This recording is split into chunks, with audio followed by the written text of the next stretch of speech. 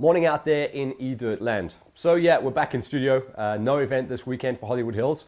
Nice to have a little bit of a gap, and not a bad thing as well, because the Audible chocolate isn't sounding as good as it should be. I picked up one of those wonderful summer flus, but we'll sort it out.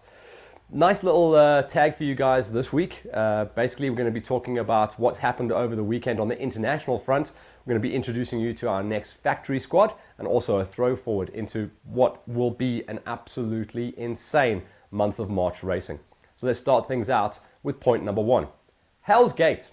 Last year, Wade Young just signed with the Factory Sherco squad, goes out there, bangs home the big win, and beats out Jarvis. And Jarvis has made this event his own over the last few years.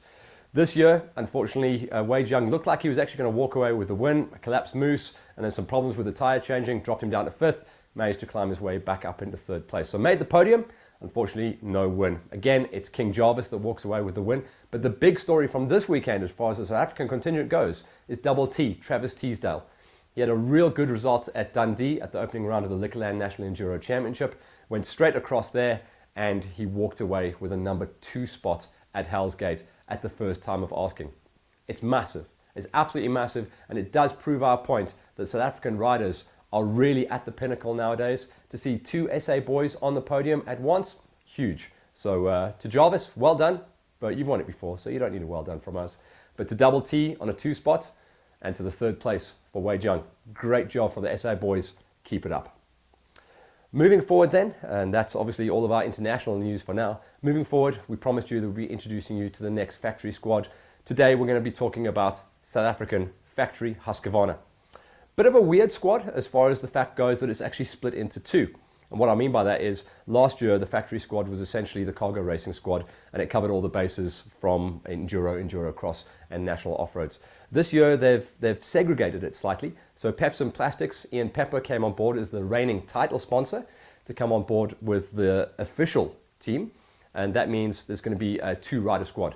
Henko Buerta, standout rider from last year in the National Enduros and a great run at the Roof of Africa. He gets picked up by the factory squad, and he also is going to be bringing home the bacon every single time. Already showed his class at the opening round at Dundee, and he's definitely going to be a rider that's going to be tagging podiums as the year goes on. He teams up with Swanee, old Brett Swanepoel. Unfortunately, a no-show at the Dundee opening round because of some late off-season training injuries, but he's going to be back, and he's doing double duties as well. He's going to be racing in the Enduros as well as the national off-roads, trying to bring home as many championships as he possibly can. Then here's where the split comes in. King Kenny Gilbert moves across into a 2-man squad. Again, factory support from Husqvarna, but 2 riders riding under the Husqvarna Liqui Moly colours. That's King Kenny and little Matty Green. So very, very cool to see basically a development rider. Matthew Green coming up from the junior ranks, last year rocking out on the 125s. And this year, as he gets a little bit taller, a little bit stronger, definitely going to be a rider to watch out for. Currently running in the high school categories for the National Enduros, but a talent for the future. We've all been talking about Matty Green for a very long time. He got picked up by the cargo racing squad last year. He stays with Husky on the Liqui Moly squad, and to be mentored by King Kenny Gilbert, absolutely massive. Kenny, obviously he's going to be out there doing double duties as he always does. National Enduro, National Off-Road, and he is going to be desperate to get back the National Off-Road OR1 Championship that he lost a couple of seasons ago. So that's what we're going to be watching out for. A very interesting squad, and definitely some strong bikes as well. On the tour between KTM and Husqvarna from last year to this year, they brought very competitive packages, and we know that the bikes are super light and super strong. So good luck, and that is our intro to Factory Husqvarna. Next week, we'll be talking about bringing you the Factory SA Yamaha squad, so watch out for that. What else is going on? Well, we talked about the big run-up to March. Well, just before we go into March, obviously we're going to be opening up our account with the FJX crew, the Vans Racing division up in Middelburg. That's next weekend, their opening round of FJX, their Enduro Cross racetrack. We really hope some of the pros can make it up there. We know that the calendar is a little bit chock full, but I've also checked the calendar, and I know there's definitely some gaps for the pros, intermediates, and novice riders to make their way up there. Hollywood Hills will be on site there, and we'll be bringing you a nice little report from that one as well.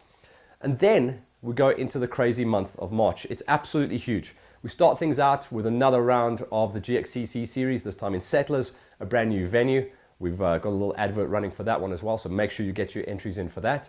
After that, we go to another Gary Franks EWXC round, so that's going to be super fun. Heidelberg, a very, very good venue for everyone. Pretoria and Joburg based, pretty close. Most guys will be able to tag the trip in under an hour, so it's going to be nice to see. And we still seem to be getting this lastminute.com summer rain, autumn rain, and if it does rain at Heidelberg, or if it rains before the Heidelberg event, that should make things quite interesting indeed. After that, it just goes a little bit crazy. I think we've got a gap weekend on the third racing weekend of March. After that, we go and look at round number 2 of the National Enduro Championships, brought to you by Liquorland. It was on the schedule for Swaziland. That's now been moved across to Wild West. So again, a local event should see a real big buy-in. And then by the end of March, that's the crossover weekend from the end of March to the beginning of April, we finally get to dust off the National Off-Road Championship, and we'll be banging out round number 1. Some more details still to come on that tour. They're still trying to panel beat and figure things out as far as that goes, but a very, very cool looking event and a cool looking series. The other thing we're going to be watching out for as well, entries are now open for the National Enduro Junior Tour. Check out this little ad to get your whistle wet.